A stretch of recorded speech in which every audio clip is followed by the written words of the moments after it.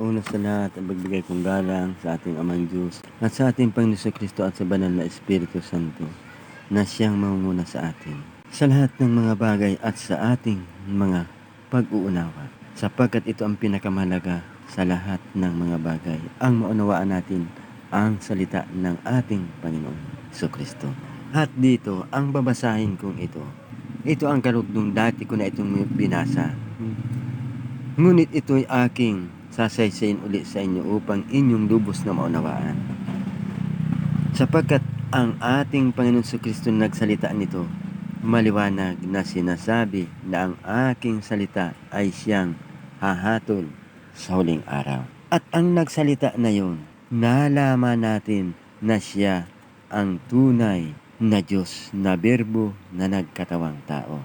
At dito maliwanag. Ang pagkasabi dito sa Juan 3:18, ang sumasampalataya sa kaniya ay hindi hinahatulan. Ang hindi sumasampalataya ay nahatulan na, sapagkat hindi siya sumampalataya sa pangalan ng bugtong na anak ng Diyos. Dito sa 36, ang sumasampalataya sa anak ay may buhay na walang hanggan. Ngunit ang hindi tumatalima sa anak ay hindi makakita ng buhay, kundi ang puot ng Diyos ay sumasaka. Ito mga kapatid, kaya ito binasa ko uli sa inyo upang malaman ninyo ang buong katiyakan sa mga tao kung siya nahatulan na, sapagkat ang nagsasalitang ito, siya rin ang nagsasabi na ang aking salita ay siyang hahatol sa huling araw.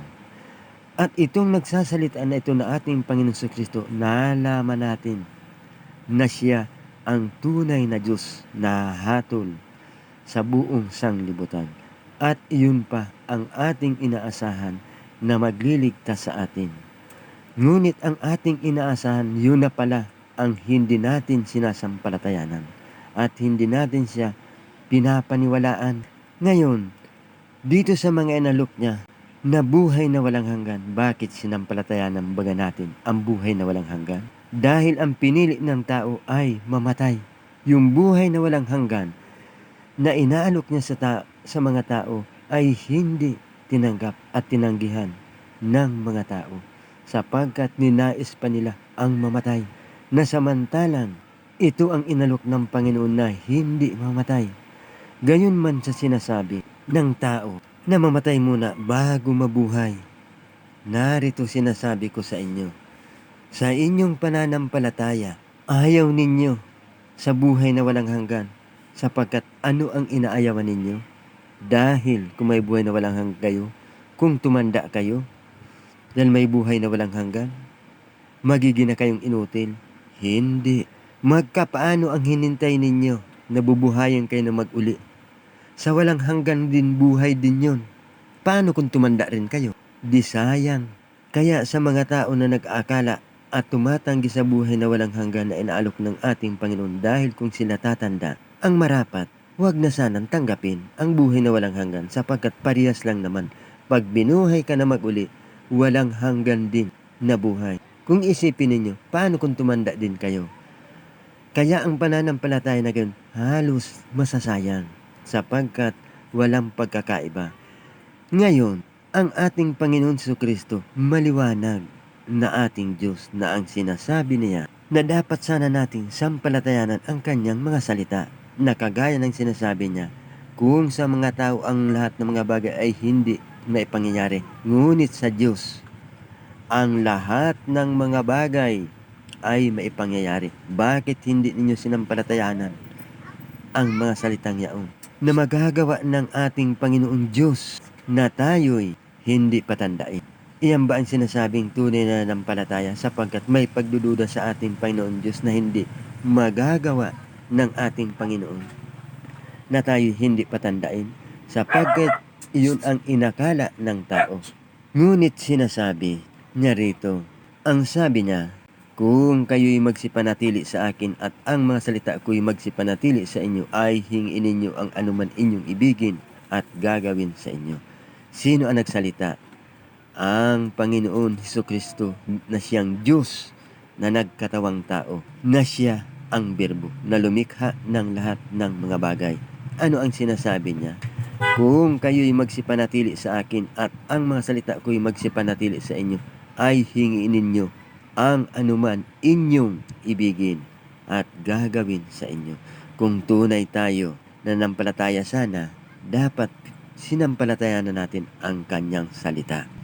Sapagkat anuman na hingiin natin, kung may buhay na tayo na walang hanggan, gagawin ng ating Panginoon. Pag sinabi natin na gusto ko, tulad ako sa kabataan ko, yun ang ibibigay ng ating Panginoon.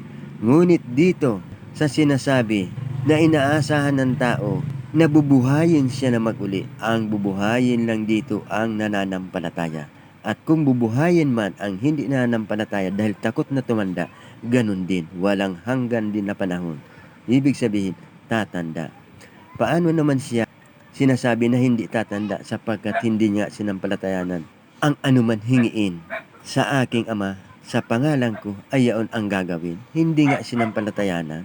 Kaya papaano ang tao mananatili sa buhay na walang hanggan sapagkat tinanggihan niya nga ito dahil takot siya na tumanda.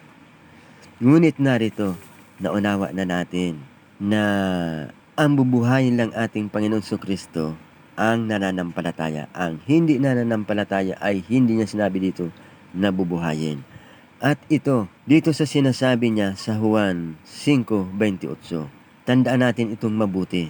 Huwag ninyong ipanggilalas ito sapagkat dumarating ang oras na ang lahat na nangasa libingan ay makakarinig ng kaniyang tinig. At magsisilabas ang mga nagsisigawa ng mabuti ay sa pagkabuhay na maguli sa buhay. At ang mga nagsisigawa ng masama ay sa pagkabuhay na maguli sa paghatol.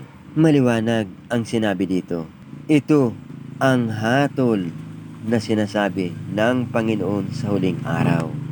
Na ang sabi niya, ang aking salita ang hahatol sa huling araw. Nalaman natin. Kaya ngayon, itong salita na ito na pinaalam ko sa inyo upang ang pag-ibig ng ating Panginoon, tayong lahat ay maligtas. Ngayon nalaman na ninyo ang mga taong hindi nananampalataya. Hindi ngayon siya makapagsasabi at wala na siyang dahilan pa. Nasasabihin niya na may buhay siya na walang hanggan.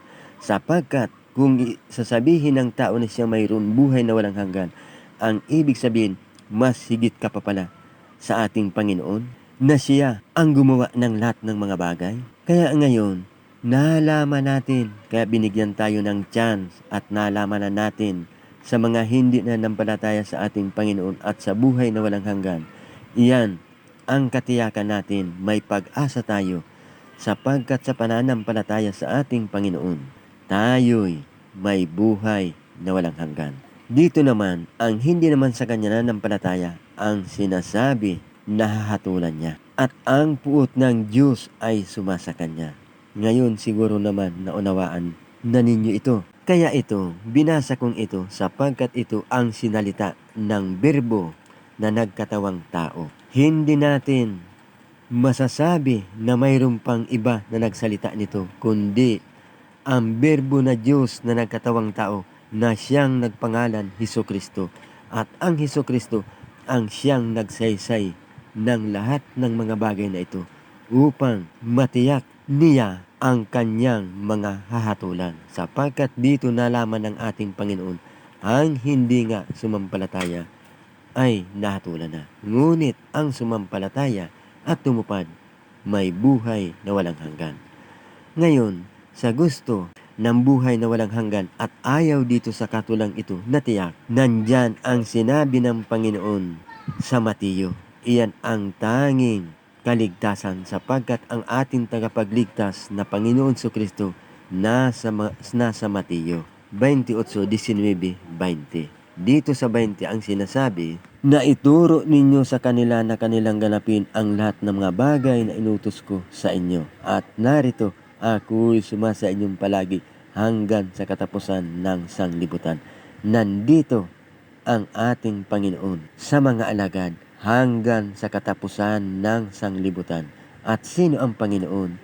Siya ang buhay na walang hanggan na sinasabi ng Ama na pinatotohanan niya na ang buhay na ito ay nasa kanyang anak.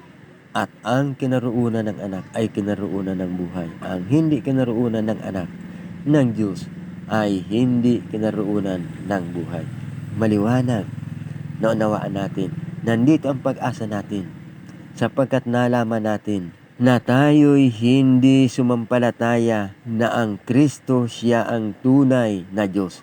At sa buhay na walang hanggan, nalalaman din natin ng mga tao na hindi tinanggap ang buhay na walang hanggan, kundi ang kamatayan dahil gusto pa siya na buhayin. Ngunit sinabi ng ating Panginoon maliwanag na ang bubuhayin niya lang ang nananampalataya. Sapagkat kung ang tao magsasabi ako'y nananampalataya, dapat sinampalatayanan mo ang buhay. Dapat sinampalatayanan mo ang Panginoon si Kristo, siya ang tunay na Diyos na magbubuhay sa inyo. At ito naman, tinupad dapat ang kanyang kautusan na maging alagad.